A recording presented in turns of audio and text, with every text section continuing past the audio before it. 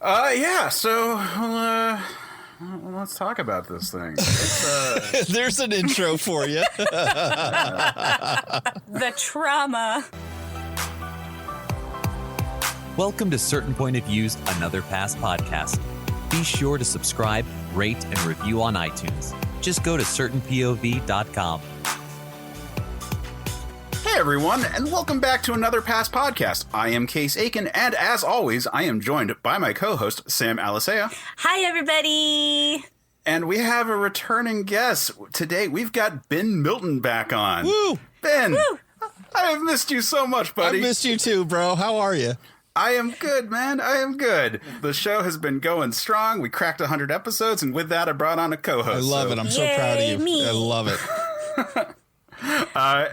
Today we are talking about Beowulf. Yeah. The 2007. Wait, you siege. haven't said that name enough. You have to say it a few more times. Beowulf. Yeah, Beowulf, Beowulf, Beowulf, Beowulf. In case you forgot what movie you were watching. I am Beowulf. Okay, go. Yeah, we're talking about the 2007 CGI movie, which when I went to look at the creative team behind it, I was like, man, this movie should be so much better than it was. Yeah, it should be. It should be. It's not, for what it is, it's not awful. I mean, like, Sam, you said this before we started recording, which was, how do you really take an epic poem and turn it into a feature movie? Yeah. Like they're already starting behind the eight ball, in my opinion, with this movie, just trying to recreate and add to something that's already classic literature that everybody already kind of knows and make it better or modernize it in a way that people will find it accessible, which in some ways they did. And in some ways they just fell really short on, Yeah. I mean, it's an incredibly ambitious project when you really think of the scope of it. Like, take something that, it's something that is classic literature, something that's taught to a lot of different people, and then to add the technical elements that they did by deciding the entire thing should be CGI animated, and to also make it so that the actors' faces were the characters' faces. It's so ambitious, and also there's like actual lines of text like from the epic poem woven into the script. Like that was purposely done. Right. But I don't know if it's just like a English major's like wet dream or nightmare. Like, I have some real thoughts about that one because I think there's like two kind of approaches that we have to take when we're talking about this movie. One is that the movie was financially successful enough. It wasn't a big hit, but it did open number one at the box office when it came out at the time. But I don't think there has been any sort of staying power to it. No. I mean, a group of my friends went to go see it just because CGI Angelina Jolie would be somewhat naked looking in it. Yeah, I also have some notes about that. That's kind of why I went. That was like a huge part of the marketing. It was just like, yeah, she's like almost naked, kind of. Yeah. There's that too. Like there was a certain curiosity aspect to that made people want to go see it. Yeah. Made us want to go see it, Ben. It made me want to go see it. All right, I'll be honest. I was curious enough to go, all right, well, let's go. And in fact, like that whole story is really interesting because that's part of you and I's story, Case. This movie. Yeah. We had met playing poker and, we hit it off. We were good friends. And this was sort of like our first date where we went out and met somewhere that wasn't poker and watched a movie together and then had dinner afterwards and talked about it. And it was a great night, man. Like this was this was a big turning point for you and me. Yeah, usually trauma does bond people together. So it wasn't that bad then. Like Sam, you and I have been slowly working our way through a backlog of these sort of like prestige CGI movies, and yes. we'll get to plenty more. And we'll definitely at some point talk about another one from this director, which is The Polar Express. Those kind of movies that are like, no, it's computer generated. But it's not for kids. We can replace real actors with CG characters. Like Sam, before you came on the show, we talked about Final Fantasy: The Spirits Within, which was another one where they're like, "Oh, we don't need actors anymore. We can just do CG people." And this one's like that. And I had an epiphany watching this movie, which is that like every actor is perfectly cast. every single one, but they're all too fucking old, which makes this movie is The Irishman for old English actors instead of old Italian American actors. Yeah, you're right. Everyone is perfectly casted. I will tell you, though, I kind of felt like I wish that they had just used people's voices and not their face, kind of. Like, I had this thought, like, if they had actually, like somehow the star power kind of took me out of the moments, like, watching them be CGI'd. Oh, yeah, especially, like, when Angelina Jolie shows up, and it's just, like, it's such just her. Yeah, it's just, so I feel like, you know, like, it was one of those things where I actually spent, like, part of my time being like, oh, I know that face. Oh, yeah, that's who that is. Like, and that would take me a moment out. Not with Angelina Jolie. That was very much her. But, like, with some of the other characters, I was like, wait, I know that. Do I know that face? Yeah. I do know that face. And so, I don't know. I found it a little distracting, actually. But, yes, this was very much of that time where it was just like, look what we can do now. Do we need actors? Right. Right. It was after, I mean, it was even after, you know, the prequels, the Star Wars prequels and all the CGI stuff that went into that. This comes after that and picks up where that left off and carries carries the ball significantly towards better CGI that we're seeing nowadays. But this movie's so dark and it's so shadowed because of the CGI aspect of it. For me, it's hard to watch now, knowing how good CGI is. At the time, I remember being really impressed with it, though. Yeah, I mean, it was technically impressive at the time. Like, when we watched it, we were both excited because it was so shocking how good it was for the moment. But 14 years later, it doesn't hold up at all. No. And that's because they were going for this, like, degree of realism that just doesn't last once the technology advances and once you start to see the holes. Like, that uncanny valley is way more obvious when you stop being impressed by it. Yeah. Right. This movie was never, I don't think this movie was ever designed to find its audience in video or on demand or anything like that. This was purely a in the moment movie of like, hey, we can do this. We have the CG technology. What if we married it with a tale that people are somewhat familiar with, at least the name of it. They remember that they were supposed to read it in high school, and put some really big name actors in it and modify it a little bit to try and make it modern. And that's all it is. And it works fairly well on that level. And in order to remind people about what epic poem this was from, you'll just say the title and the name of the character over and over and over and over again. It drove me crazy. Yeah, there is a lot of Beowulf. It's a lot like watching an X-Files episode with Scully and Mulder screaming each other's names back and forth. Well, like, I mean, in the poem it makes sense, right? Because there's like there's like couplets and things like that, right? And so you come back to like the Beowulf kind of, because it's almost like a song, right? It doesn't make as much sense in a movie. Yeah. In prose. Right. Yeah. I mean, because it's an epic poem, so it's not even supposed to be written. It's supposed to be oral tradition. And one of the merits of dactylic hexameter, which is what this prose, or rather this poetry is written in, is that you're supposed to have these like repeating sequences that makes it very easy to remember all the characters' names, like they have epithets the same way that you would with like Homeric epics, like that are meant to remind you of the details of these characters. Right. So that like if you're just so that you can just rattle off the details and like get to the story. And that's why the story is also fairly simple. And a lot of it's just like background stories about things around happening while, he fights 3 monsters. Okay, done. I mean, when we left the theater when I was younger, one of my friends suggested that we wait till it came out on video so we could use it as a drinking game for every time they said Beowulf. And I was like, I'd be dead in the first half of the movie. I was just like, what are we drinking? Orange juice, right? Because we want our livers to survive. No, it's got to be like a session beer at best. Right, yeah. Well, and then the other thing that sort of works against this movie is that the Beowulf story has actually been adapted so many fucking times that it's hard to do something interesting with it.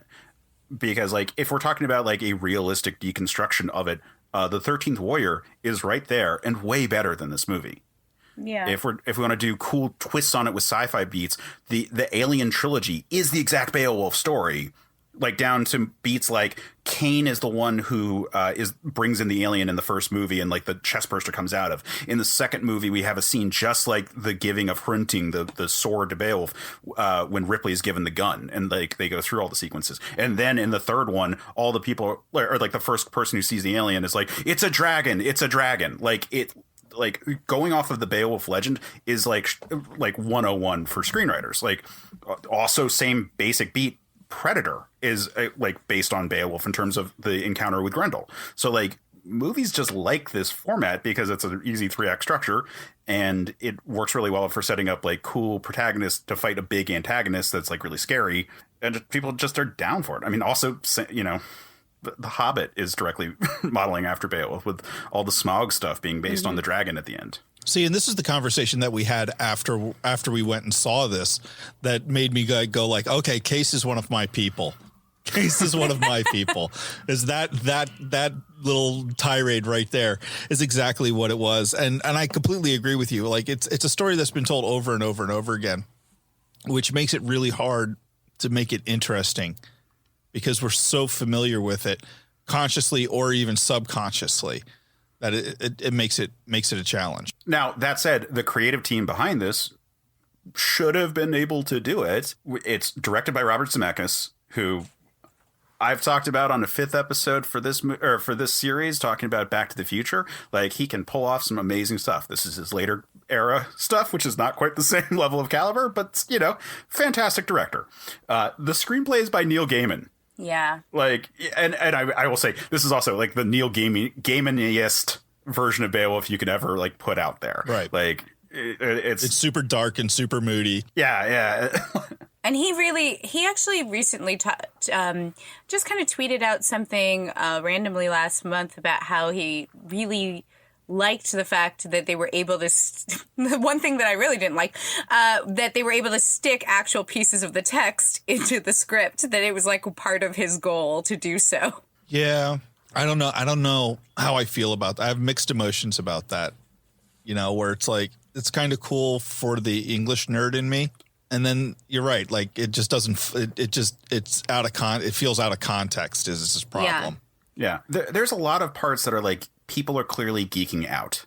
You know, the inclusion of Old English in a piece that theoretically everyone is speaking Old English in is a weird component. The way that they handle the poetry of it all, and the deconstruction of the myth in the context of this is also like, it's English nerd stuff. And then there's the technical nerd stuff. Like Zemeckis can't get out of his own way for so many shots in this movie. There are so many tracking shots and like one take, like long shots that like are in some cases impossible. Like they'll move through areas that a camera could never fit and then just like keep on working. And it's like, clearly he's having so much fun having camera work that you just could never do practically, that it becomes like distracting. And part of that is also that this movie is just before Avatar in the timeline of like 3D movies coming back, and this movie is obnoxiously 3D.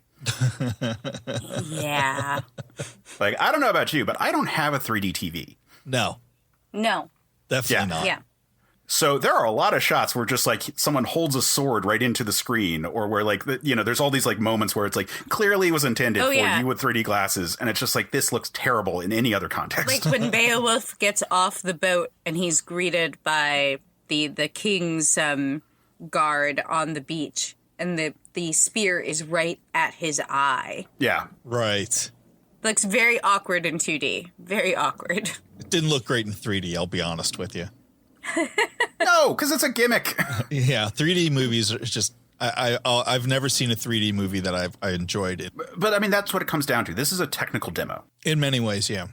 It kind of feels like a very long cut scene from a video game. Also, yes. Yes, very much so. I have notes about that because I actually have notes where this feels like a Blizzard cutscene.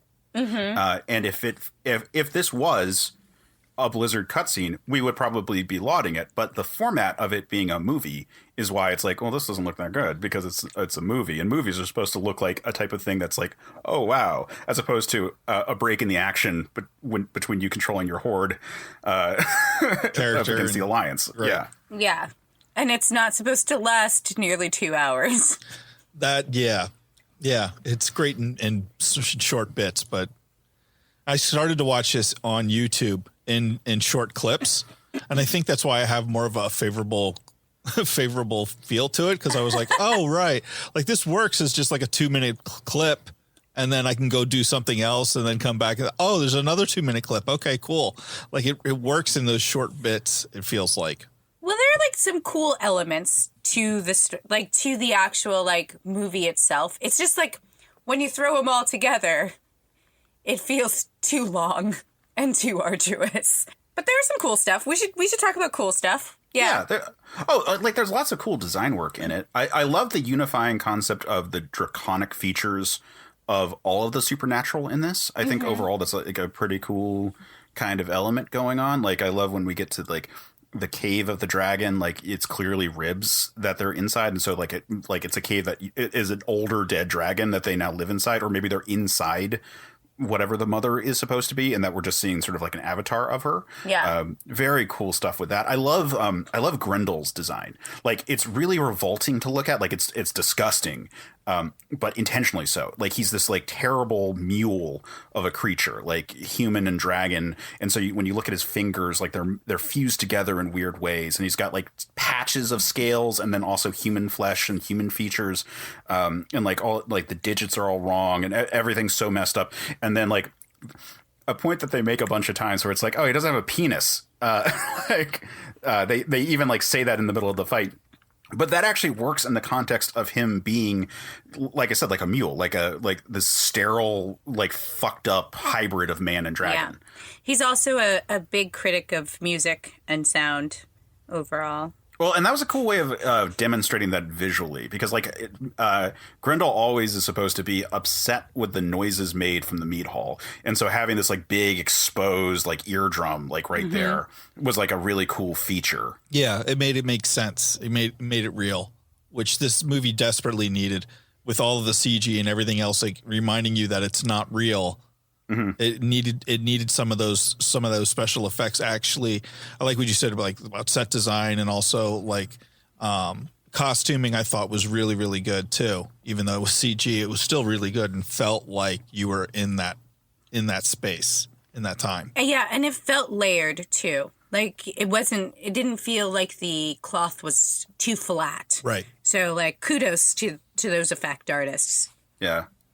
I actually want to give 2 shout outs that are a little weird. So everyone looks like their actor with one big exception and one small exception. So like Anthony Hopkins walks on, you're like, that's definitely Anthony Hopkins. John Malkovich walks on, you're like, well, that's John Malkovich if he's on a lot of downers, because he's so wooden in this movie. But while Beowulf is voiced by Ray Winstone, he is not actually performed by Ray Winstone. Like they probably did some face captures, but the face doesn't look like Ray Winstone. Like it's just totally not the right thing. They just wanted that voice.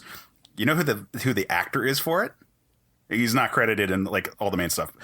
It's Alan Ritchson, who I fucking love. Oh. He's like a C-list Channing Tatum or like Chris Hemsworth. Like he's just like he was Aquaman on Smallville. He was on Blue Mountain State as Thad, the big like the big blonde, I think defensive lineman, big blonde, very funny actor. Has been a bunch of Rooster Teeth stuff. Like I said, he's like a C-list. Okay. Like you would never go see a thing for him, but he has like been in stuff like a decent amount, like maybe D-list, frankly. But like I love him. I think he's fantastic. So he's the body actor, and you see it because he's huge. Right. And at this point, this was like when he was doing Blue Mountain State, like and Smallville, like he's so totally ripped. Like, yeah, like perfect casting for it. I kind of wish he was the person doing this part, but his voice is a little bit higher pitched and whatnot. Like, and I just love that they got him for it because it's such a good like bit right there. Right. The small exception is Angelina Jolie was pregnant when they made this movie. So while it is very clearly her face, like they had a body double for all the capture related to her in that form. And I don't actually know who the actress was for that. You just ruined this movie for me. I'm not going to lie to you. Well, I'm about to, like, when we get to pitches, I will have one that might actually, like, bring it back around for you. All right. So, like, those are cool things. I like, even though the deconstruction's kind of weird in this, where supernatural things exist. Like, the stories that they're, like, Beowulf exaggerates every story he tells, right? And he lies about every story. But he doesn't lie about, like, oh, a dragon showed up and there was no dragon. He lied about how it happened. Like, when they talk about fighting the sea monsters, it's like, how many did you kill? 9. In the flashback, there are 7, and like Wiglaf says that it was 7 or 3. Yeah, he was like, last time it was 3. Right. But if you look at the actual flashback sequence, there are 7, and that he talks about how he like killed one of them, and it turned out to be a mermaid instead that he fucked in the scene. So like his memory is different from the story he's telling at every point. But it's still supernatural stuff. And I kind of like this idea of this being like a world that could actually have Hercules, like a real Hercules, and could actually have like Cuchulainn and like all these epic heroes. Like that, I think, is a cool element of it. And still have hyperbole and still have like folk tales that like make them even bigger and crazier and whatnot. I did draw some comparisons to Not a Good Movie, which is Brett Ratner's Hercules movie. Okay. Wherein there are also weirdly supernatural elements going on, but also they kind of like play it up as like a fictionalized, like the legend of Hercules is like a fictionalized account of this person who is definitely supernaturally strong, but like not necessarily as strong as the stories tell. Right. Like it would be akin to like if the real Superman's the Golden Age Superman, where he can like jump over a building, and everyone tells the story of the Silver Age Superman, where he can like fly to other planets. Right. Right. Yeah.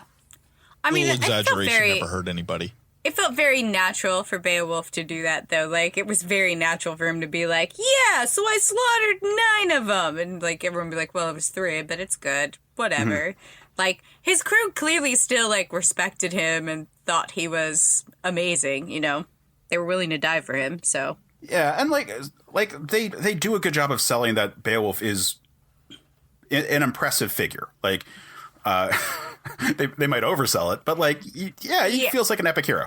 I actually really found some humor in after he had decided that he was going to fight Grendel completely naked so that they could really meet each other on, I guess, equal terms. And after he had done that, they made sure that every shot sort of censored his private areas with something else in the shot. Yeah, which they I really was Austin pretty Powers funny. it. So, like, you know, like he's lying down and his like first in command like kind of walks over and is talking to him and is standing right in the spot that would be by his groin. And then like as Grendel walks in, there's like smoke that covers the area so you can't really see, and he's walking forward. And then someone throws a sword, like loses their sword, and it flips into the middle of the table and sticks right where he would be walking in, where the part would be seen, but now it's hidden even though he's closer. I thought that was quite funny. Like, I was like, okay, like, this is very subtle, but this is hilarious. Yeah. It was Actually, I thought that was really well done. It wasn't very subtle, but it was very clever. There was a really bad one where there's like a pan up from a candle stick, and like it goes up, and all of a sudden you realize that that's exactly where his junk would have been. Oh yeah. Was it a candlestick, or was like, I thought it was like a spear? I think all of these happened. Okay, probably every possible outcome that they could think of to do that. Listen, I just appreciate that as much as they showed, like, boobs jiggling, they also showed male rear end. It felt very fair in that way. That part was fair, yeah. Oh, we should probably talk about the boobs jiggling. That was gratuitous and not necessarily bad, but it was gratuitous. It was very, very, I don't know. I was just like, oh, this is the reminder that this is not for children. Like, if you brought your kid, I hope you're uncomfortable now. Yeah, and that's kind of like one of the questions I have, which is like, who is this intended for? Because, like we said, so it feels like a lot of like nerdery about the stuff, and that it also kind of feels like a thing you could show your high school kids without it, you know, like, here, look, this is a modern version of Beowulf. Okay. But we've got all this sort of adult content. There's a lot of talk about fucking in this. So much. Yeah. And in a way that I think this is sort of like Neil Gaiman as an author. It fits better in a book than on a movie. Like it like stands out more on a movie. Like there's plenty of like fiction that's fine for kids to... I don't know. This feels like kind of a prude area, but like it's a little more like it stands out more when they're like glaring at someone's boobs as opposed to being like she's a comely lass. Yeah. Well, because you filter through your own imagination when you're reading, right? We're not always sponges when we read. We can be filters too. But yeah, it's right in your face, right? There's also like that first. There's like within that first scene. Like the first couple of scenes when they're at, everyone's partying, there's like this weird moment where the queen seems alarmed about whether or not something appropriate is happening to the young lady behind the door. And I was just like, wait, no, okay, she's giggling. Like, I was like really, like, I was like, oh no, she's giggling. Okay, it's fine. It's just, the queen's just being a prude. But I was just like, I got really nervous for a second there. I was like, is this rape? No, it's not rape. Okay, it's good. Okay, cool, we're good. We don't have to cancel this movie yet. Yeah, I was like, oh, okay, all right. Yeah, that opening sequence in general, I have notes that I get some big Shrek energy going on there. Like, and some of that's just like the bad CG. All of them like getting up and like, chanting and like sort of doing this sort of like singing revelry with these like weird sweeping shots feels really indulgent to do in a CGI format. Like, I think like it goes really long. We kind of get it. Oh, it feels really long. Anytime anybody does that kind of thing in any format, to me, it feels long. Yeah. I despise when they do big, opening song sequences and stuff like that make it like, just get into the story, man. Like, I don't need all this. Well, and because it's both Zemeckis, who really likes doing these like long, like single take shots, like that's always been a thing that he's enjoyed. And he's like really indulging it because it's CG and he doesn't need to like break at spots. And also it's 3D, which also benefits from really long takes like that. Like there's no like dynamism to the camera. While it might move, it doesn't cut at appropriate times to really make the sequence interesting. Right. It feels kind of flat.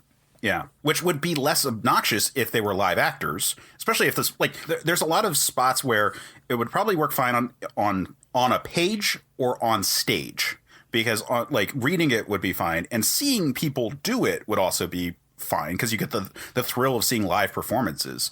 But like watching like a CGI puppet do it doesn't really inspire any sort of like awe at their craft. Let me ask you a question. Was this mocap or was it strictly CGI? Mocap. Okay, so you're still getting the actor's performance. Yeah, but I mean, like, there's a difference between like getting a singer and then also like going over like taking someone else doing like the basic choreography and like mashing it up and like different points. Like on stage, a bunch of people doing like this big scene is different than getting like a bunch of takes that you can smush together. And because of CG, the camera itself doesn't ever cut away. Right. Like it's just easier to put it like to piecemeal it together. Okay. And then there's still like weird points. Like, so the camera, when it leaves the mead hall of Hrothgar, it starts off where it's like it goes up to the rafters and you see rats and they leave it and like a bird catches it and the bird's like flying. And I was like, okay, cool. We're doing like one of these like really long takes to get back to Grendel. And then they actually put in like the exact spot where you would put in like a transition if it was a real camera. And I was like, that's cheap. Like if you're going to do like these long things, don't put the spots where you could hide a cut in there. Just like have it actually like fly all the way to like where Grendel is. Cause like the clouds cover the screen for a second, and you can easily just like fix it. And I'm like, is that a limitation of the technology where they couldn't render that much stuff that far along? And I have no idea. Right. But it was just like, it's not like a long take is not technically impressive by itself when it is all CGI. Like you have to do stuff, cool stuff with it, which is why I don't mind like when they like go through like tiny holes and things that like a camera couldn't, because at least that's like, okay, well you're utilizing the medium in a way that is inventive and difficult to do in a physical space. But when you're still getting like when the camera is still like using again like points where you could cut and it wouldn't be a big deal, like that's it's a little bothersome because you're you're not getting either side of it. You're not getting the technical wizardry of like, oh, look how cool it is that the camera did that. And you're not getting like the cool abstract elements of it being animation and doing a literally impossible shot. Right. Completely. Yeah. I agree. But we were talking about some good stuff, and like there, you know, I did enjoy this movie. On a journey, much like that rat. Yeah. Well, I did enjoy this movie when it came out. And I enjoyed it enough that I bought used, but still used, the director's cut of it. So like those are all like, I think it was fine when it came out. And the biggest issue is that it doesn't have like a lasting kind of impact on me. Yeah, I agree with that. I don't think this movie was never intended to find its audience on DVD or in, you know, streaming years later. Movies like this, when you're using like 3D CGI and mocap and stuff like that at the time, like this was just it was like a gimmick movie. And you were going to see it now because in 5 years technology will have passed it off so much that it's no longer watchable, which is basically what's happened now. Yeah. But it was a movie to be seen in the theaters and have that as an experience. And I think for a movie that is designed as such, and if that's its end goal in mind, it was fairly successful. And it was marketed as a gimmick movie. Like definitely, It was. I mean, like I remember like. Definitely dating myself here. But I remember like there was a segment on Entertainment Tonight where they were talking about the CGI and putting Angelina Jolie's head right into it, you know, and like doing the whole like scene where she's coming out of the water. Not fully, you know, just like right above the shoulders kind of thing. Like to see more, you've got to go. Like it was definitely like that's how they were hyping it up, you know, like that it was just like, look at this technology. Oh my God. Like they're putting these, you know, they're motion capturing these actors' faces and wow, look at what we can do now. And that's really all this, like the marketing for this movie was focused on, like 1000%. Right. And then you add in the fact that you've got Zemeckis, who's a beloved director, and then Neil Gaiman writing the script. Like it really appeals to the nerd culture of that time as well too. So it is very much what you said, Case. It's just a bunch of people geeking out. It really is, including the audience at the time. Yeah, and I think the interesting area where it becomes difficult to really use it in any sort of capacity is that geeking out from the different perspectives means that it's not usable in other ones. Like the high school scenario that we're talking about, like showing this to a high school class, like, look, this is Beowulf. It's not Beowulf though. Like the story deviates in some big ways, and some of those are interesting ways, but they don't really fully round out like well, here is what the actual epic poetry said, versus what the real story is. Like there are moments where you get some of that with like Beowulf's like lies and like his exaggerations and so forth, that might have been kind of cool to sort of like amp up. But like if I were to show this to a high school class and be like, just remember that there's lots of deviation points that they're trying to adapt and they're trying to make it work, like you're not getting the benefit of being like, well, and this is also like an adaptation of it directly to understand the themes and so forth of the poem. There's its own themes and it's its own work. So you lose that element, and like the technical demo stuff, because there's so much else going on in it, and it's now 14 years later, is less impressive to look at too. And they're not taking any steps to stylize it in a way that would make it more enduring. Like the prequels are easier to watch than this because they're stylized in a way. Well, there's live actors at spots, and like there's plenty of things that are. Like, it's more jarring to see the dead-eyed faces of, like, what looks like Robin Wright here than it is to see, like, Ewan McGregor. Her real dead-eyed face. Yeah, and they don't do anything with, like, a difference between, like, the lore versus the real stuff. Like, everything looks the same in it, so we're not doing any sort of... They're not playing with the medium and trying to, like, show kind of, like, different... like a more abstract version of like here's the stories that they're telling versus here's the real stuff. They're not doing anything to sort of like preserve it beyond being a technical centerpiece of that exact moment when it came out. Right. which makes me think that this should have been like a Captain EO kind of like, it's at Epcot. Go watch it. It definitely should have lived on in a video game. There was a video game adaptation where apparently Angelina Jolie attacks Beowulf with copies of herself that sexually assault him. Oh my Really? God. Yeah. Oh, now I have to go find this game. I Sounds saw horrible. references to it, but yeah. That is so terrible. Sounds absolutely atrocious. I've got to see it. I mean, given the era, this would be PS3 360. So Okay. yeah, it might be a PS2 just because it was that was still so hugely successful that Yeah. it was still running. I'll have to see what I can find. Something Crazy to do stuff. this afternoon. After we've talked about the offense that is Yes. Beowulf. Beowulf. Beowulf. It has to be said at least multiple times every time it's said. Why don't we talk about some of the themes though that they introduce for this, as opposed to the ones that are inherent of the actual poem? Okay. So there's some big themes going on with like paternity and like the like Faustian bargain of like wealth and legend as opposed to actual virility and the traditional concepts of immortality that I think are very interesting at the very least, even if it's, I don't know if they completely round it out. Like, I don't know if they like nail it or like, I don't know if they stick the landing, but I think it's very obvious. Like, Hopkins or Hrothgar killed a dragon, quote unquote, and like saved his kingdom and became king, but never had a son that we know of because he slept with the dragon or the mother of dragons, and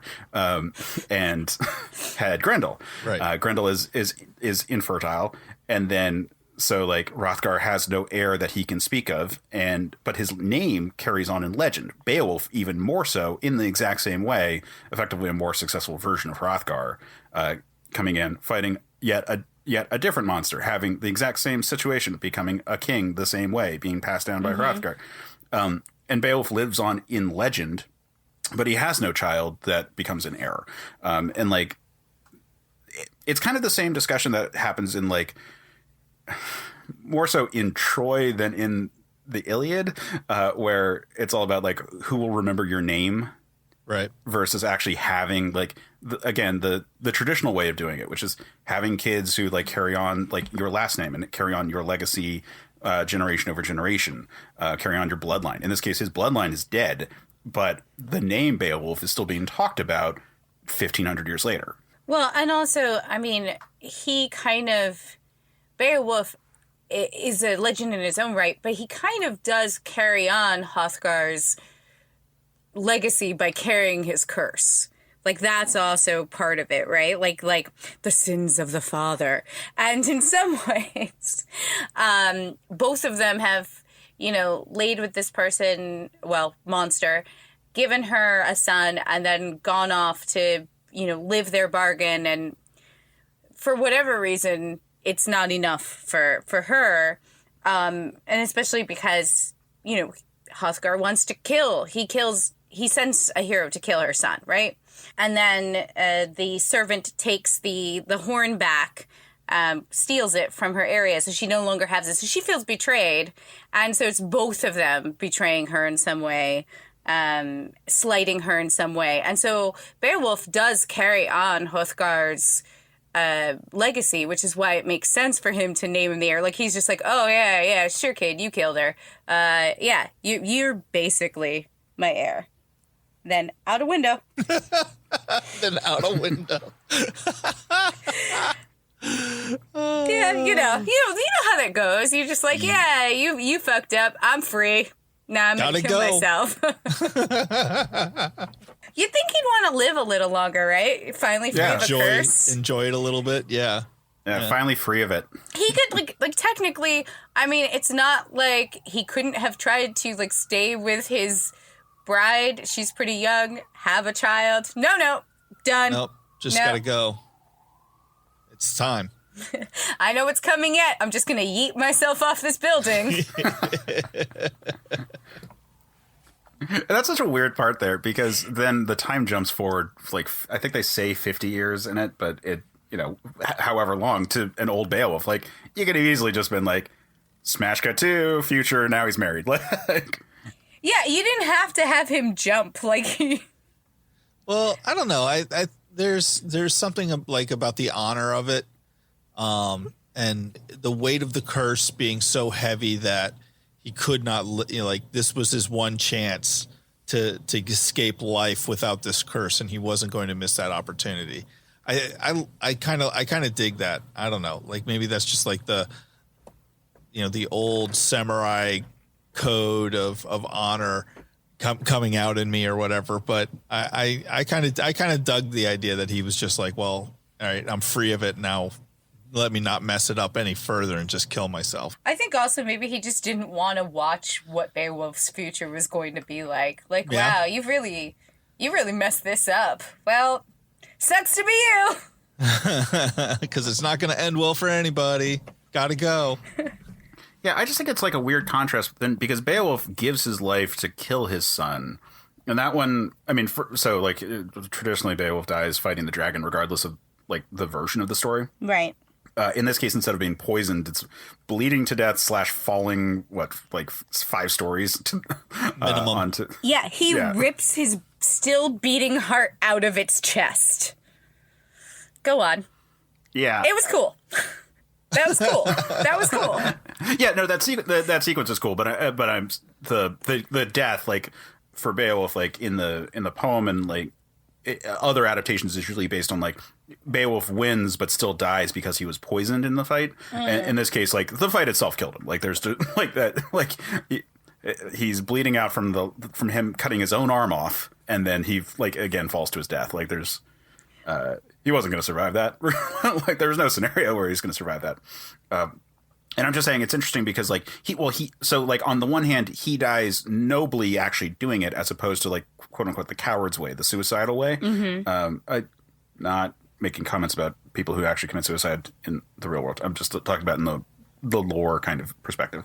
But it's interesting that they still both die once their respective bastard sons are dead. Yeah. Well, I think in some ways they both committed suicide, because Beowulf, I think when he goes after his son, and especially when he makes that final motion to cut his arm so he can swing in, and his arm's already actually been burnt, right? Because the dragon still has some fire, so when you stick your hand in to reach the heart, like his hand's been burnt, so he has been affected by this magical creature. You could argue that is a type of poison, but I don't know. But he knows, like, when he looks at his queens and the woman who's warming his bed, his wife and his side chick, when he looks down at them and decides that he's going to, like, say, like, he gives them one last look, like, I'm going to save you. And then he cuts his arm, knowing that this is going to be, definitely probably an end to him, because there's just no way. Like, this is, like, the one thing he's going to do. And then he gets it done. So I think, like, on some ways, he knows that, like, there's a big possibility that, like, he's not going to survive this. The difference between the two men is that one of them sent someone else to do what he should have done, and the other did what he needed to do, right? Hrothgar sent Beowulf to go make sure and to, like, first of all, to kill Grendel, and then to go and try to slay the mother, right? Because she was so pissed. And knowing the danger lied there, he still sent Beowulf and didn't go himself. And when Beowulf came back and he knew the truth of it, he'd rather die than watch this kid, basically, young man, fall the way he did. So he just, like, peaced out. He was like, fuck this, bye. Where Beowulf, like, his wife asks him, why don't you just get a hero? Why don't you just send a hero? And he said, and continue the chain, right? Like, continue this. Like, why would I continue this nonsense? Like, this is my responsibility. So, like, that's the difference between the two of them. Like, one, they may have carried each other's legacy and also the same curse, but they are two different men. And that is what redeems Beowulf in this version of it, because even though he is boastful and even though he lies and he, in this version, does not kill Grendel's mother and he makes a deal for power and everything else, he has realized his regrets and how those things, like he had died a long time ago once he had made this deal, and he realizes that it's up to him to set it right because no one else can do it or someone else will face Suffer the same pain. fate. Yeah. Right. Yeah. Which may or may not matter because of the end of the movie. Yeah, it doesn't necessarily break the cycle because it's heavily implied that Wiglaf restarts it. Yeah. Which I don't know how that's something that I don't think works in a movie, especially a movie where you know you're not going to be making a sequel to. Like, what's the point? Beowulf 2, Wiglaf's Journey. Right. The woes of Wiglaf continues. Yeah, like there's no need for that in a movie like this. Yeah, I agreed. didn't see the point in that. Can I just say I'm like annoyed that Brendan Gleeson is in this movie, but James Cosmo isn't. Yeah, you can say that. Go ahead. Yeah, like that. You just did say that. Yeah. To say it is Like if you're gonna go full CG, so you can ignore everyone's age. Yeah. And you got Brendan Gleeson, who is great, and he should be in every epic movie ever. You don't have his goddamn dad from Braveheart. I guess, yeah. And I don't know what I'd put James Cosmo as. Like, maybe he could just be in a flashback as Beowulf's dad. But, like, yeah, fuck, I was man. going to ask what you would cast him as after you said, like, everything was perfectly casted. I was like, but where are you putting him? I don't know. Just sitting at a table somewhere. He could have been with the crew. He could have been, like they could have made him, like, look really goddamn young. And it could have been, like, really weird because, like, all the aging feels weird anyway. And no one's voice matches their fucking face, even though the faces are perfect matches. Yeah. It just had like a real. It would be like in fucking Gargoyles when they have all the clones of the clan and they have like young Hudson. I forget the name for it, but he's like instead like whereas everyone else is just like an adult like version of like an adult clone of the Gargoyles. Rather the one old clone or the one old guy they cloned to be like perfect youth and he's like fucking scary as hell. And like do that for James Cosmo. Have him look like he did in Highlander 1. Just for case. In Highlander 1. Just for case. I don't know. James Cosmo's dope. He like. I'm not saying he's not. I'm just saying, like, didn't we say, like, one of the problems was that everyone was just nerding too hard on this film? That's fair. Feels That's very fair. nerding. You're like, I just want him in it because he should be epic. I don't care where he fits. Just throw him as a background dancer. I don't care. It's just weird because those two come like as a package deal in so many things, like Braveheart I mentioned, but also Troy. Like they're just again, this is the Irishman for old English actors. Like it would have been great to just round it out a little bit more with the appropriate actors. But maybe sometimes a father and a son just don't want to do things together. Case maybe they don't. So another big theme that's in this that is interesting and introduced for this is this sort of emasculating aspect of the mother. So like this is all part of it. That both Beowulf and Hrothgar are rendered infertile going forward. Like they're not able to have kids after they have the respective draconic bastards. Mm-hmm. And that is interesting and weird. And I'm not sure what it says, and I'm not sure if I like what it says. But it is there. Like it's a huge theme of this like this like succubi, like stripping men of their fertility. I mean, isn't that kind of what we thought of Angelina Jolie at the time? Like she had just had she already broken up with Billy Bob Thornton by this time? And she was wandering, or if she was still with him, then she was wandering around with like the vial of blood that she took from him and stuff like that. I mean, like Angelina Jolie in this period of time was pretty wild. Right. Yeah, this is right after Mr. and Mrs. Smith. Oh, was yeah, this? so this is where she broke up America's sweetheart couple, Brad Pitt and Jennifer Aniston. Mm-hmm. She's the other woman. So, she had that reputation. So I can see why they leaned into that. I mean, it's good marketing. So again, it's perfectly cast. Yeah, perfectly cast. 20 years too late. 20 years too late, or maybe 15. Like Angelina would have, She would have been young. Yeah. Her GA years would have been great. it's just an interesting extra thing to put in there. And again, I don't have a problem necessarily with it. Oh, I don't know. Like, so like epic poetry has this element of everything in the past was better than it is now. Like that's a continuous theme of like everything, because like we're talking about heroes of times past. Right. You know, the people telling the story of the Odyssey or of the Iliad, or like of the Trojan War, for example, is like, remember these great civilizations that don't exist anymore because now we're living in fucking huts because we're in the Greek Dark Ages. Like, remember those awesome people that are long dead. Remember those like the golden age of things that are long since past. Like Beowulf, the era of Hrothgar, when he goes and fights Grendel, is depicted as a great time versus the later period of his life when like he's gone through wars and shit's falling apart. They introduce the whole like Christianity's fucking up everything element. But that's still there where like the time of heroes is long past. Like it's now a time for mortal men. So are they saying that like the heroes are being stripped away of their masculinity and not being left to be in the breeding pool? Oh, I see what you're saying. Oh, I didn't get that at all out of that. I thought it was just a plot device. And it might be too. It might just be. Case might be overthinking this. He can do that. Case I can do that, but this is also a Neil Gaiman thing. You know, yeah.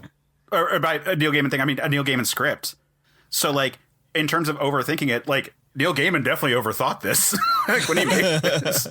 Like, he thought he was being very clever by having, like, all right, Grendel's going to speak in Old English. Everyone else is going to be speaking in technically Old English, but we're going to hear them and it's not Old English. Yeah. Like, there's a lot going on in that. Well, yeah, as for the fertility thing, I don't think so. I think my take on that is that it's not just a plot device. It's also a take on, like, they had... That was that was part of the curse that came along with it, was like, oh yeah, you're getting a son, but you know, I'm completely screwing you. It's the old Faustian deal with the devil, you know, where like, yeah, you're getting something for this, but the price you're paying is so much higher than what you're getting, even though you think you're walking away from the deal on top of the son. And in this case, I think that was part of it, because there's no point in being a king if you can't pass on your kingdom to your heir. Like, that's the whole purpose of having royalty and passing things down from generation to generation. So I think that was just a way for them to show, you know, that this was a devil's deal. Like, you're not gonna walk away with this without losing something significant in return. Yeah. Mm-hmm. And it makes it so that their reign in their kingdom is never quite secure. Right? Because, like, if you don't have an heir, you haven't secured your kingdom. So. Yeah. And also ensures that they stay alone their whole life, because they'll never really truly be able to fall in love with their queen, because they'll never be able to have an heir with that queen, and they know it. And so it prevents them from having an honest relationship, because they have this horrible secret that they carry inside them that they can't share with anybody.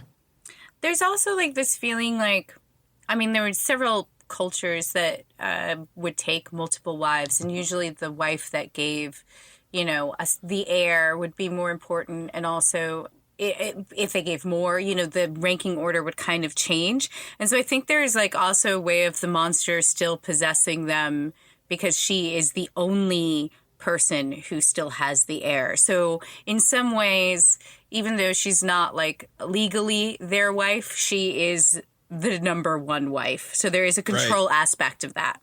Yeah. Ultimately, the kingdom is gonna come back to her. Yeah. Well, because she also like basically kind of has the key to their undoing when she's done with them. Through their child. And I don't know what that is complicated in its own right.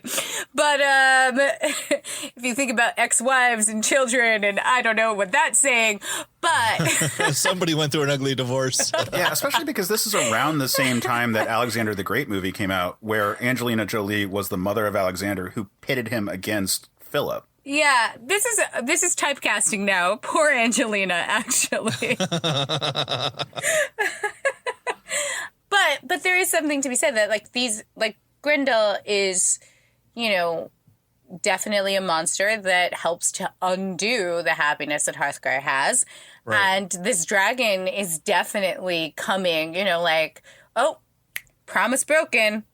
Well, that's it. Gonna send him after his father. Let everyone know that he didn't actually kill me and he actually birthed a monster. Yeah, it does. It gives her tremendous leverage in the relationship. It also makes her seem pretty vindictive and a little bit petty. Mm-hmm. A lot of bit petty. Yeah. But then again, I mean, like she gets raw deals from the guys anyway. So it's not like she's not innocent in this, but nobody is. Yeah. Everybody is betraying each other on some level. Yeah. Not much of a hero story, really, when you think about it. No, yeah, which is fine. I just wish that it wasn't also muddled by the technical demo aspect. Like, I think when we get into pitches, that's sort of like, it's this like contrast of like, are you trying to tell interesting stuff with the literature, or are you trying to show off how cool things look? Yes. Yeah, agreed. I mean, little A, little B. Yeah. They just tried a little too hard in some aspects where it just felt a little flat. You know what doesn't fall flat, though, Case? What's that? Angelina Jolie's boobs. No, I was going to say shows on our network. Case. It's a perfect place to talk about shows on our network. Yeah. Why don't we take a second to shout out one of the many shows on Certain POV, and when we come back, we'll have some pitches. Video games are a unique medium. They can tell stories, immerse us in strange, fantastic worlds, blur the very boundaries of our reality. But at the end of the day, video games are fun, whatever fun is to you. I'm Jeff Moonen. And I am Matt, a.k.a. Stormageddon. And on Fun and Games, we talk about the history, trends, and community of video games. It's a celebration of all the games we play and all the fun we find within them. And there's so many more games out there. So we hope you'll share in that conversation with us. Fun and Games podcast with Matt and Jeff. Find us on certainpov.com or wherever you get your podcasts. And happy gaming. All right, on to pitches. To be fair, her boobs don't fall flat either, so that's cool. Thank you. No, the physics in this, nothing has weight in this world. Everything they pick up is very light, and no gravity has no impact on women's boobs. Gravity has no impact on almost anything in this. Anything in this movie, yeah. But the way that CG Beowulf can jump is amazing. So noting that those are limitations of the time, which the week that we're recording this is the week that our episode on How to Train Your Dragon dropped, which is such a similar type of movie. It's Vikings with dragons. It's very much of the same type. And our guest for that one, Sam Wilson, is a former animator, and she talked about like all the issues of like how do you make like things like clothing fall on bodies appropriately. How do you make things feel like it's real? And this movie, they hadn't quite gotten there yet, but there would have been ways to make it more enduring. Like I think there are movies that still have interesting elements going on today that like you can go back to. Like even though this is a nascent period of like full CG, like there's plenty of things that still look, if not great, at least good. Like if you look at the original Incredibles, it's not good CG anymore, but it still is watchable. Like it's totally fine. So like what could have been done to make this epic poem adaptation as enduring, or at least a little more enduring, almost as enduring as the actual epic poem itself? Like, Ben, you are our guest. Would you like to take the first swing? No, I would not. Okay. Sam, you've kind of put yourself in a corner because I'm not allowed to go before you anymore. Yeah, you're not, because so here's the thing. I feel like I do not have a good pitch for this film. I don't either. That's my problem. I was just hoping that I was going to be able to skirt by in this episode. I feel like there's certain choices that they made specifically that just make this such an ambitious project. And I feel like there's two things. I think that they could have just done this as a live action film with the script as it was. And it may have been a little more interesting just because, well, one, we would get texture and maybe some more nuance to the camera, and probably some more facial expressions, because not all the facial expressions really worked. And maybe like within a performance, you could have gotten a little bit more from a live action actor. So there's that way. Like, I would like, forget the CGI, yay technology, but with this script, take it and make it real. The other choice is, instead of using motion capture, which I know was part of the gimmick, like, actually design these characters. Because I personally found it very distracting that, like, as much as, like, it was just like, oh, yay. Yeah, I know who that person was. It took me out of the film a lot. So I kind of just wish that they had their own faces instead of the actors' faces. Like, because, like, looking at how the CGI moved versus, like, how the actor would move in real life, I don't know, it just threw me off a lot. I would totally cut that last ending bit with Wiglaf and the monster with Angelina Jolie. I'm just going to call her Angelina Jolie because that's who it is. I like the monster. I like the monster. I actually thought, like, her scenes were fine. I thought, like, her accent was fine, like, whatever. Like, she's an imaginary thing, But I just felt like that end, like, the cycle continuing, kind of diminished Beowulf's sacrifice overall. Like, he sacrificed all this thing, and then it's just like she rises from the sea and is just like, hey. Oh, the next schmo that comes by. Yeah, I mean, I would have liked it better if he had, like, thrown the stupid thing at her head and be like, be gone with you, cunt, or something like that. Like, just, like, told her to go away. Because, like, I was just like, oh, come on. Like, Beowulf, like, literally gave his life just so that this wouldn't continue. And I would have been fine with her, like, burning with him, like, just going down in flames, as if, like, he was such an epic hero that, she wanted to be with him in the last moments, and that there was some sort of weird, monstrous love there for her. I would have been fine with that dramatic ending. Yeah, I feel like the ambiguity at the end it's not sufficiently ambiguous. Like, he steps into the water. If they had cut a few frames earlier, like before, like, he sees her out in the water after Beowulf has been subsumed, like, that would have been fine too, because it would have been more open. But he's, like, very clearly going in. Yeah, like, it's like, oh, it's just gonna happen again, guys. Like, that's what's gonna happen. Guys are gonna die. Guys are gonna die. They have no control over themselves. Oh, poor guys. It was very bro-y. It really is. That is a big element of this movie. Yeah, it's overall. I would definitely, like, cut down some of the more gratuitous things, not because I'm a prude, but just because, like, I don't really feel like they're necessary. Like, I would have, like, I feel like the boob moment where the cleaning woman was, like, when she was scrubbing the table, like, just went on too long. Like, I was just like, that could have been, like, a minute. Yeah. That could have been a minute. Yeah. I would have cut that down. Because it's not needed. There were like a few shots and, like, things that just felt indulgent to be indulgent. And so I would have cut this down.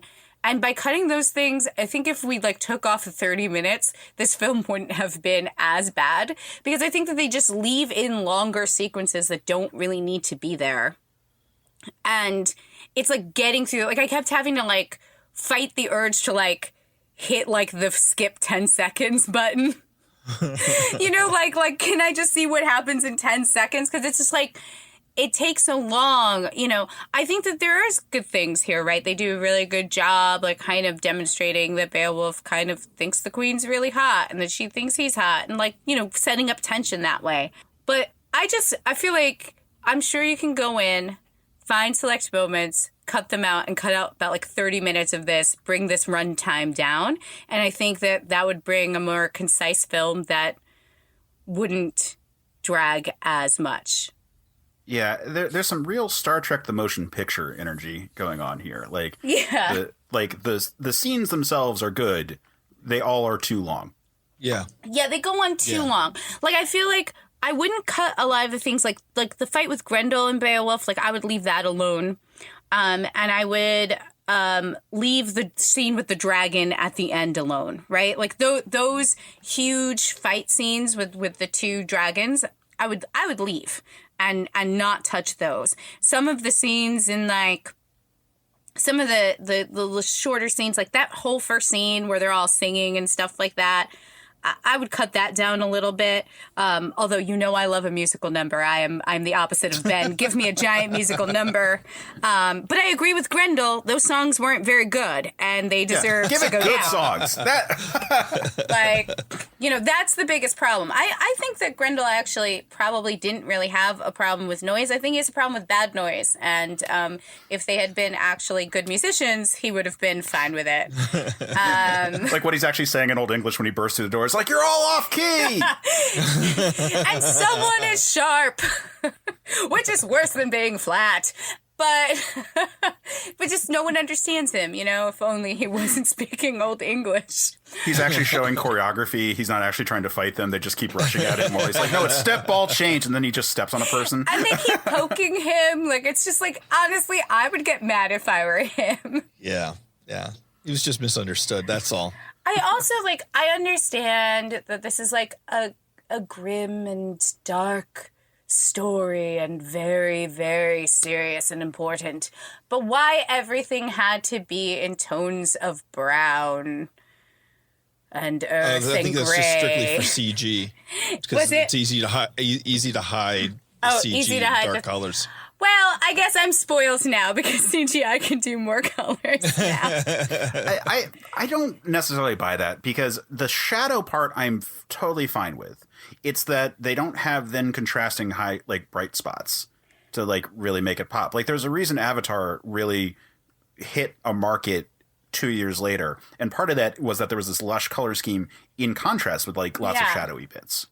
I think also just in general, there was some I don't know. It was just very dark. It was a very dark film. And I get really bored when everything just seems like the same color. And I understand, there is tone and things like that. But I was just ooh, it's just so brown. Everything's so brown.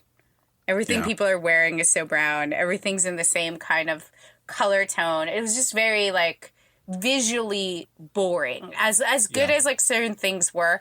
Also, we are reviewing this talking about this 15 years later, so I couldn't help but think that the hair texture was still good, but think about how good hair texture has gotten now. That was one of the things I was it's actually pretty good in this, but it's so much better now. So with some big exceptions, because there are some bad mullets in here. Where oh no, hairstyles were terrible, but I'm talking about the movement of the way they look like wax. Yeah, there were a couple of blizzard stapled onto the back of a neck kind of hair movement. But yeah, basically I would just go through, cut out anything that was gratuitous. That whole thing kill the baby, the little things that you love. Also, especially I would treat Beowulf, the word Beowulf, again, a lot of people have to treat choice words and just say it when it counts. And take it out from saying it so repetitively. Because the second half of the movie didn't have it as much. I know because I had started a count in the beginning half, and then I stopped because it was too many.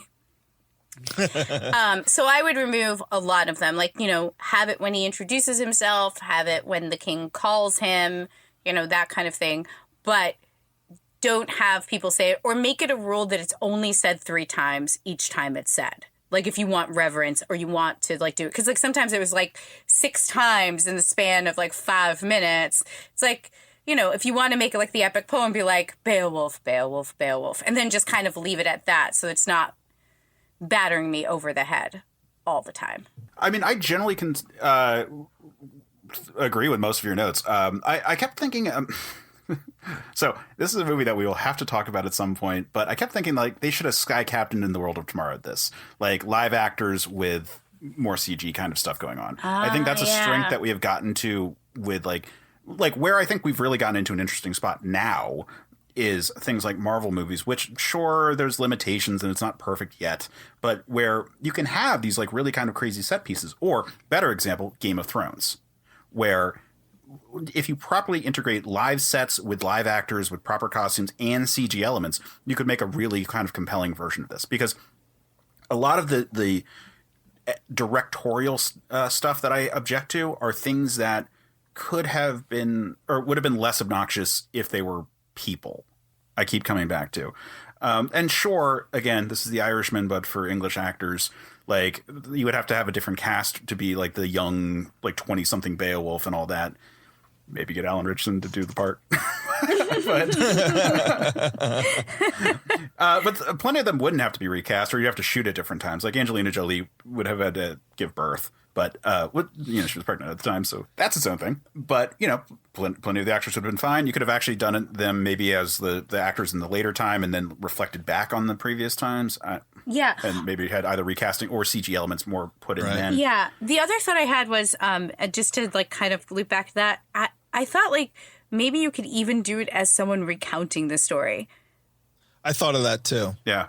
I thought that might be an interesting way to do it. And that way, and even have it done in like sort of the old sitting around the fire with an orator telling the story, Beowulf, Beowulf, Beowulf. And that's how you work in the actual Old English text. Right. Is by having somebody speak it and orate it, and then it fade into the story. Yeah. Yeah, because then you could do a more stylized past. You could do a CG, like you could do full CG, but you could do elements that are like you could integrate colors that are a little bit off. You could integrate shadows and shapes that are wrong. You could do things to make it look like like a How to Train Your Dragon, or even something even more abstract. Do like something, you could do something that has like a painted kind of feel to it to make it feel like it's part of the texture of the stories that they're telling, and then juxtaposed with the old men of the present telling that story. And then you pull out all the stops to try to have the dragon fight at the end be this like fusion of both the fantasy that they were telling and the live actions that we were seeing. Because you could tell a lot of that story from the modern day standpoint, reflecting back on the past. Like they even move like the fight of like against like the rival armies from the past period to the future period. Like in the poem, it happens when Beowulf is still young.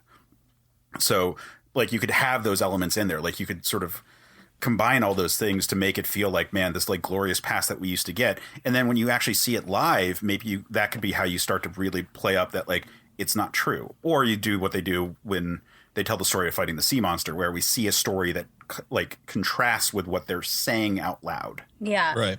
I mean, I think like also with that, you could have at the end, if you really like wanted to be like, is it real, kids? Which, clearly they wanted a twist ending, which is why they had the monster come out. But, like, you could have the orator, like, suddenly, like, it zooms out and, like, the big dragon bones are behind them kind of thing. Like, it did happen. See? Look at the dragon bones of Beowulf's slain son. There's something like that. Yeah, you could totally do that. Absolutely. I think, if you don't mind me jumping in, Case, yeah, go for it. I would go one of two different directions with this. Like this movie fixates and nerds out on stuff like that, and it gets it flirts with going way too far with gratuitous nudity and things that just sexualizing a lot of different things that don't necessarily need to be sexualized. And either I would lean like way into that and make this Caligula, or I would cut a lot of that stuff way back too. And I'm more inclined to go Caligula with it just to make it more interesting. So actually, this is what my other pitch was, aside from like being more like that. I would say make this like a heavy metal. Okay, yeah. Like really love the fact that you're doing the CG, like adult themed CG stuff. Like if you don't want to make it look like Toy Story or something like that, like lean into it. Like, either go all the way or don't. Yeah, have the gold melt all the way off the boob. Like, actually, and like they have all this implied sex in it. Go for it. Fuck it. Why not? Yeah, it's CG. Yeah, go for it. Like again, as it is currently, it would be difficult to justify showing to anything but like maybe high school seniors, and even then you would feel like kind of weird about it. Like, this isn't the kind of thing where it's like, oh, kids, go watch this. It's a good way for you to watch a version of Beowulf. Like, I would rather show them 13th Warrior than this. I'd rather show them Aliens, because at least there's like that separation of the context where you're like, okay, well, this is like a realistic version. Like if you're going to do something that's like set in the period and actually have dragons and actually have Grendel and have all that stuff, and you're going to have the level of like titillation that's in this, then might as well make it full on, because me as of tomorrow, I'll be 37, like your old man, like looking at this, like I'm not that excited to see CGI boobs just like kind of dangling there. Like but I understand like where you can kind of come around to being like you said, like a Caligula level where it's like almost like art. Right. Where you just go for it. Yeah. It walks up to that line and then falls short of being art. It falls short of being safe because it goes too far. And it's just sort of in this weird awkward zone. Yeah, because this doesn't go really far enough. Because there are no nipples on the boobs, as far as you know. It's not pornographic by any stretch of the imagination. It's just, like you said, it's kind of titillating. And it's just not, there's no reason for it. It doesn't really service the movie at all. Yeah, it's just, everything about it's like it's not far enough, but it's too far to be the thing you want it to be. Right. Like, right. It's too far from the actual Beowulf poem to be informative about the Beowulf poem without being far enough to be like fully interesting conversation about it. The CG and like all the lifelike stuff is it's too sexualized to show to some people for that purposes, but not far enough to actually really be that exciting. Right. I think we beat that to death. The other thing that I would change in this movie is I would not have made it in 3D. You've already got CG going on. You don't need to make it in 3D. Like that's I would have axed that idea early in production when they pitched that of like, and we're going to do it in 3D. Like it doesn't. You're doing too much. You know. Yeah. Yeah. That's a lesson I wish we could just go back to movies from this period for about another 5 years after and just be like, stop. Fucking stop. 3D is not a good idea. Yeah. Unless it was going to be like an experience where it was just for theaters. Like even Avatar suffers in that it's like it doesn't work at home. If this was going to be like I'll ride and maybe do other sensory stuff or something like that, like an amusement park attraction, that's a different story. But having it be like expected that, oh well, yeah, you can watch it at home on your 3D TV that literally no one wants. Yeah, 3D is never been a great idea to me. It is never really. It's always been a bigger distraction to me in the theater than it is enjoyable. Yeah, because you have to stop people like, oh look, that's 3D, amazing, and it just takes you out of whatever's happening. Honestly, it usually gives me a headache. So yeah, I always opt to not see the 3D version. Yeah, I mean, there's a reason people marketed 2D glasses so you could go to see 3D movies with your friends and not see the 3D part. Really? Those exist? Yeah. Hank Green, YouTuber and TikToker extraordinaire, was behind those. That's genius. It's I gotta a great get a set idea. of those. Yeah. Thanks, Hank, for another wonderful thing. Well done. Well done. Did they just reverse the color on the glasses and the blue and red? Well, it's not for the... I forget the correct terms. It's not for when you have red, blue 3D. It's for when you have like the prismatic ones. Yeah. Yeah. But yeah, that's sort of the areas where I'm kind of thinking. Or if you're going to keep it fully CG, kind of what I was saying, would have a more stylized version for when you tell stories to like differentiate at least those two kind of formats.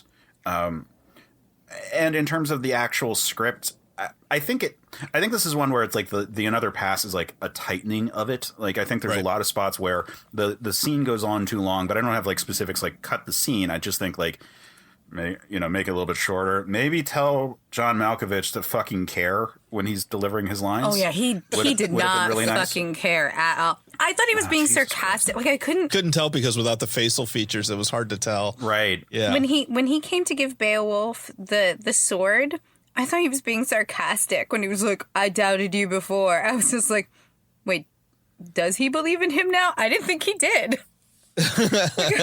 Or is he just high on ketamine? I can't tell. What's wrong with him?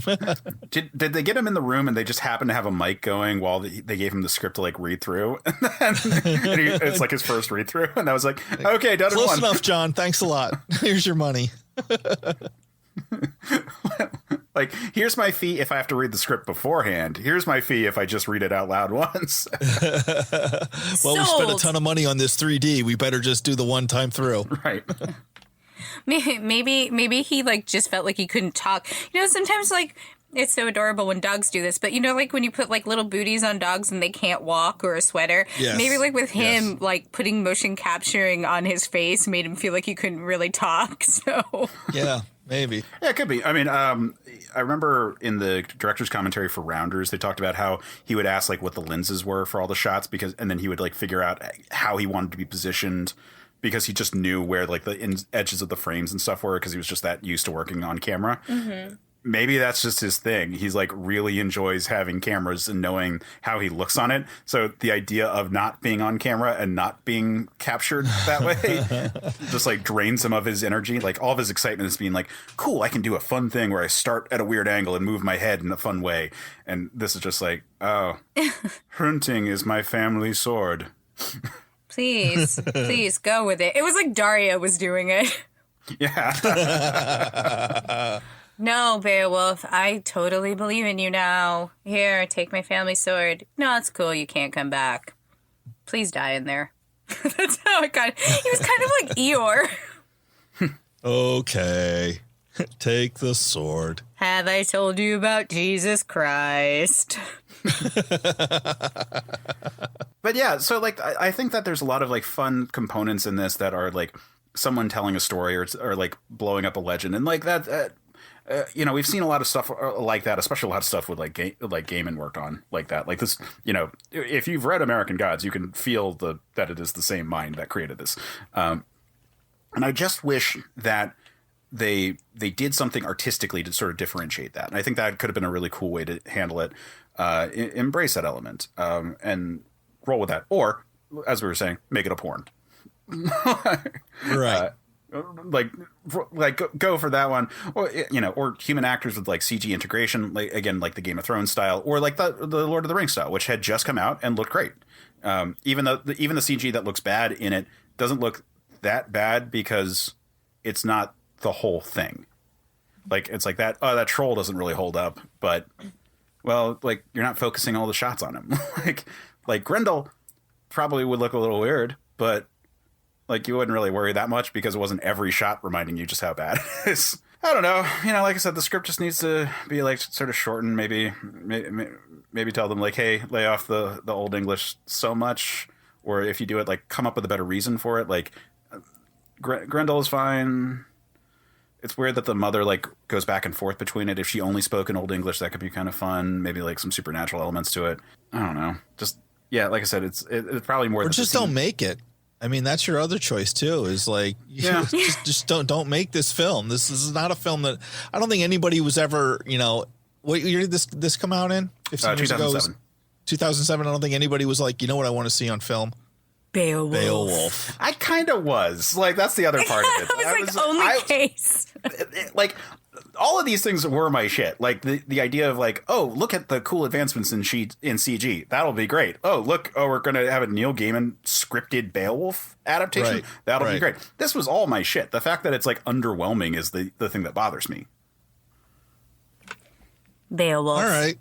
Yeah. Beowulf. Oh, Beowulf. Now everyone take a shot because we got through this. And we said Beowulf. Yeah.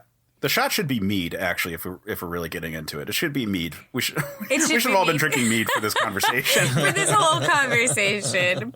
Yeah. Well, Hasgard does have like some of the finest mead, right? That's something that Beowulf does say in this film. It's the one thing he's good at. He's kind of got a Dionysus robe going on in that first scene, too. Oh, yeah. Very peekaboo. Oh, yeah. And Beowulf strikes me as the type of person who would know really well good mead. Like, he's got a fucking bear on his chest plate. Like, and his name is actually translates to the bear because it's Beowulf, which they have no hesitation in being like, by the way, you know what your name means. Yeah, they explain his name to him. It's great. Yeah, he's in that sense, he's a little bit of a Harry Potter character where he's just there so that other people can give exposition of why he's there. Mm-hmm. I don't know. The thing that bums me out is that this movie just doesn't hold up today, and there's all the things that make you think that like this should be great, but it's not one that you can go back and be like, oh, that was a lot of fun or anything. It's more like Well, there's just been other movies that do the same thing just better since then, or even before then. Like you talk about like the Lord of the Rings trilogy, what was amazing. Even the prequels for the Lord of the Rings, the Hobbit trilogy was better than this. There's just a litany of other movies that you can go on and on and on that tell this same story, but in a more effective way. And I think it goes to what I think all of us have said this is that the script just needs to be tightened up. The filmmaking just needs to be tightened up and not be so indulgent in the idea of like, look what we can do with the technology. I love what you said, Case, about it being there's a lot of Star Trek: The Motion Picture energy, where it's just like, okay, you just did that. So that shot was like 3 seconds, and it only needed to be 1.5. Like, there's no reason for it to be that long, or whatever. Just little places that you could trim this movie in this script, and it would just be, and it would be great. It could be at least a lot better than it is. Yeah. Mm-hmm. I mean, like, just being shorter in general would make it better. Yeah. Like, just go back and just, like, cut some of the stuff. Well, you said it, Sam, is you kill the baby. Kill the baby. The things that the baby. Which, actually, the baby might be the Old English, to be honest with you. That might be the thing that they loved, like, Neil Gaiman loved the most. Too much. Yeah. Like... that sounds right. A lot of those scenes could have been... I mean, he could have kept the Old English, but...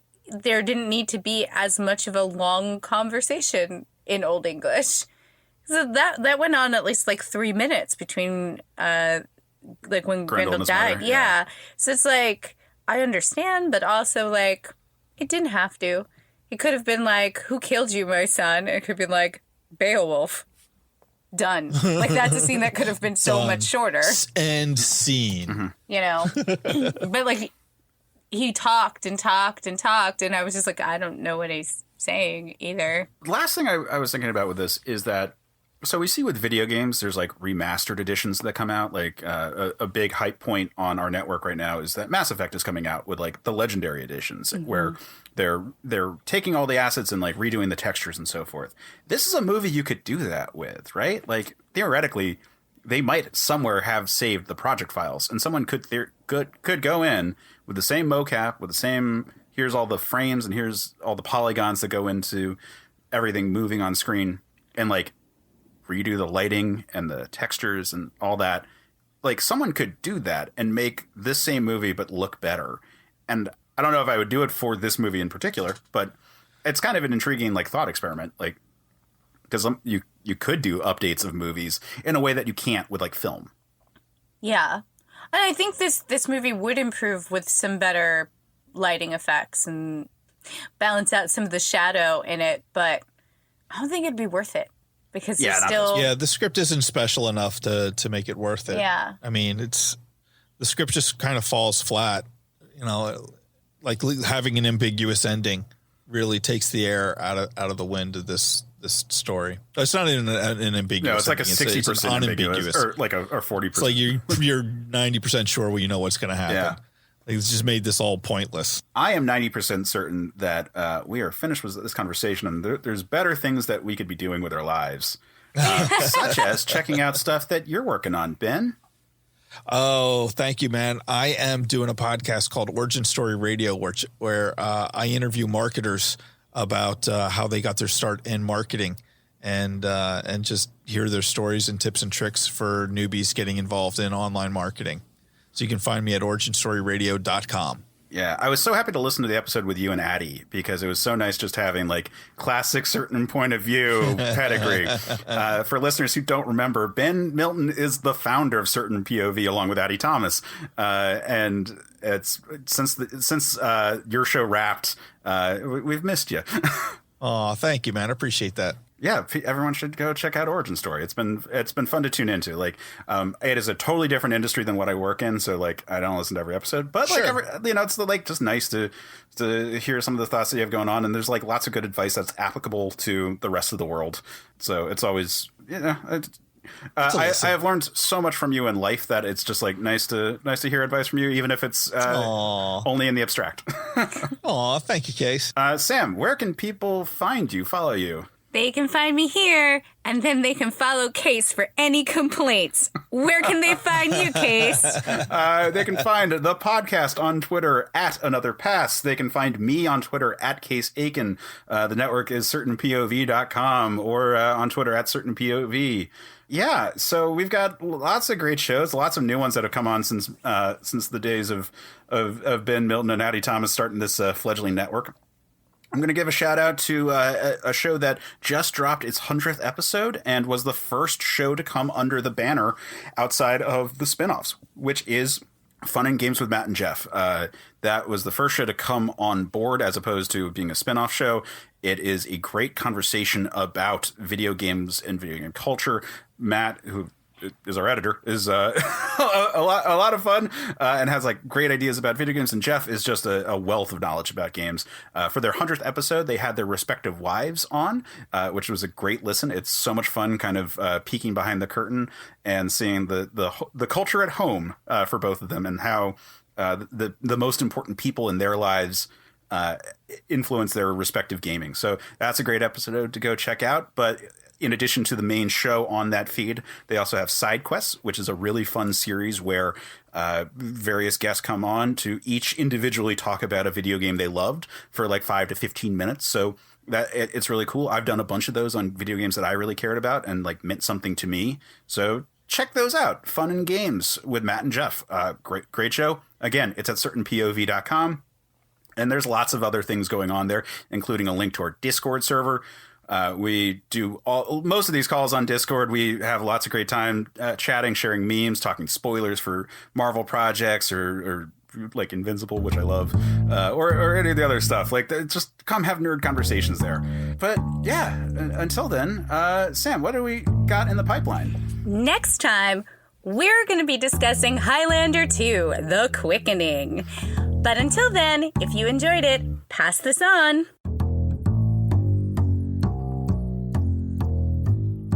Thanks for listening to Certain Point of View's Another Pass podcast. Don't miss an episode. Just subscribe and review the show on iTunes. Just go to CertainPOV.com.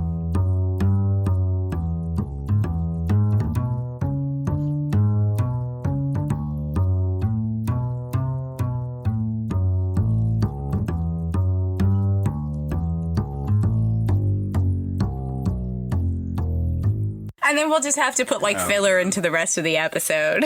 Check out other shows on Certain Point of View. Well, we've got enough shows we could actually fill some serious time with all the commercials we have. It's just like, and now another commercial, because how do you change an epic poem and make it better? So, I have a question. Have you ever wanted to get into comics, but you just didn't know where to start? Well, welcome to Comics Quest. I'm JD Martin, and every week I sit down with a guest to talk a comic that I think anybody can pick up and start their comics reading journey. We take a look at psychedelic sci-fi, fantastical action, heart-wrenching love stories, and of course, superheroes. So check us out at CertainPOV.com or wherever you listen to your podcasts. CPOV. CertainPOV.com.